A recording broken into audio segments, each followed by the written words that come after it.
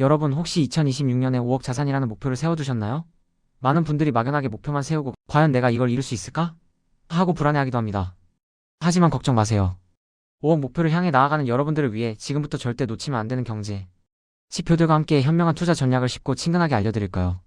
우리는 분명히 이 목표를 달성할 수 있습니다. 아마 많은 분들이 경제 지표? 그거 너무 어렵고 복잡한 거 아니야? 하고 생각하실 수 있어요. 저도 처음엔 그랬습니다. 하지만 몇 가지만 제대로 알고 있어도 큰 흐름을 읽고 현명한 결정을 내릴 수 있는 나만의 갓바를 만들 수 있습니다. 지금부터 차근차근 2026년 경제 전망과 함께 우리 5억 자산 만들기에 꼭 필요한 핵심 경제 지표들을 살펴볼까요? 2026년 경제 전망을 보면 여러 기관에서 한국 경제 성장률을 1%대 후반에서 2% 초반으로 예상하고 있어요. KDI와 한국은행 모두 1.8% 성장을 전망하며 민간 소비와 투자 여건이 좀 더 나아질 거라고 합니다. 아니 고작 1%대 후반에서 2% 초반이라니 너무 낮은 거 아니야? 하고 실망할 수도 있지만 이는 2025년의 부진에 따른 기저 효과와 함께 금리 인하 기대감 그리고 정부의 재정 정책이 내수 회복을 이끌 거라는 긍정적인 전망이 깔려 있어요.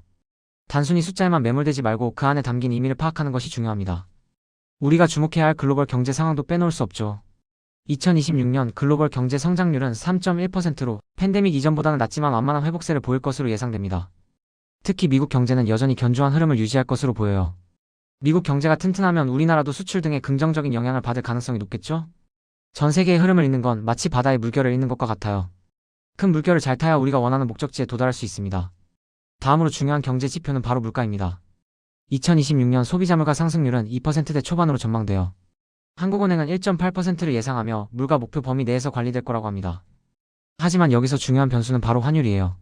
만약 고환율이 계속된다면 수입 물가가 올라가면서 물가 상승 압력이 다시 커질 수 있습니다. 우리가 마트에서 물건을 살 때도 해외 직구를 할 때도 이 물가 상승률을 항상 의식해야 합니다. 내 주머니 속 돈의 가치를 지키는 일과 직결되기 때문이죠. 그럼 많은 분들이 궁금해하실 금리는 어떨까요? 금리는 환율 변동성에 따라 제약을 받겠지만 최대 2회까지 인하될 수 있다는 전망이 있습니다. 5회. 금리 인하되면 대출 부담도 줄고 투자도 더 활발해지겠네. 하고 생각할 수 있죠. 하지만 너무 낙관만 할 수는 없습니다. 과도한 가계 부채와 낮은 경제 성장률은 금리 인하의 부담으로 작용할 수 있거든요. 금리가 인하될수록 우리의 투자 환경은 더욱 유리해지겠지만 가계 부채라는 폭탄이 언제 터질지 모른다는 점도 함께 기억해야 합니다. 마지막으로 환율입니다. 원달러 환율은 1350원 이상의 높은 수준에서 변동성이 확대될 것으로 예상됩니다. 환율은 수출 기업에게는 좋지만 수입 물가를 올리고 외국인 투자 자금 유출을 야기할 수도 있어요. 환율이 오르내리는 건 마치 롤러코스터 같아서 우리가 어떤 자산에 투자하느냐에 따라 희비가 엇갈릴 수 있습니다. 해외 주식이나 달러 자산에 투자하시는 분들이라면 특히 이 환율 변동성에 주의를 기울여야겠죠? 2026년 경제에 영향을 줄 수 있는 주요 변수들도 함께 알아둬야 합니다. 미국의 정치 이벤트, 글로벌 교역 둔화, 통상 환경의 불확실성 등이 그것입니다. 이러한 변수들은 마치 바다 위 예측 불가능한 암초와 같습니다. 미리 알고 대비하지 않으면 우리의 소중한 자산을 침몰시킬 수도 있어요. 또한 고환율로 인한 수입 물가 상승, 가계 부채 증가, 부동산 시장 불안 등은 한국 경제의 위협 요인이 될 수 있습니다. 듣기만 해도 머리 아프다 하실 수 있지만 이러한 위협 요인들을 인지하고 있어야 우리 5억 자산 형성 전략을 더욱 단단하게 세울 수 있습니다. 마치 전쟁에 나가기 전 적의 강점과 약점을 파악하는 것과 같아요. 우리는 이런 경제 지표들을 바탕으로 5억 자산이라는 목표를 향해 나아가야 합니다. 그럼 구체적으로 어떤 전략이 필요할까요? 바로 자산 형성 전략입니다. 첫 번째, 자산 점검 및 매각입니다. 만약 기존에 수익이 난 부동산 자산이 있다면 과감하게 매도하여 투자금을 회수하는 전략이 필요합니다. 아깝지만 팔아야 하나? 하는 망설임이 들 수도 있지만 목표 달성을 위해서는 때로는 과감한 결단이 필요합니다. 마치 오래된 옷을 정리하고 새로운 옷을 사는 것처럼요. 두 번째는 가치 투자입니다. 특히 수도권 소형 아파트에 대한 가치 투자를 통해 자산을 늘릴 수 있습니다. 무조건 비싸고 큰 것만 쫓는 것이 아니라 미래 가치가 있는 자산을 찾아내는 해안이 필요합니다. 세 번째, 포트폴리오 재설정입니다. 안정성과 성장성의 균형을 맞추고 장기적인 관점에서 자산을 관리해야 합니다. 나는 무조건 한방 하는 투기적인 접근보다는 꾸준히 우상향하는 포트폴리오를 만들어야 합니다. 마치 잘 짜여진 오케스트라처럼 다양한 악기들이 조화를 이루어 멋진 음악을 만들어내야 하죠. 네 번째는 현금 유동성 확보입니다. 투자금을 확보하고 금융권 신용도를 점검하여 추가 투자를 준비해야 합니다. 현금은 왕이다라는 말이 있죠? 기회가 왔을 때 잡을 수 있는 총알을 항상 준비해두는 것이 중요합니다. 다섯 번째는 소비 통제 및 저축입니다. 꾸준한 소비 통제와 저축을 통해 종잣돈을 마련해야 합니다. 이게 제일 어려운 건데 하고 한숨 쉬는 분들 많으실 거예요.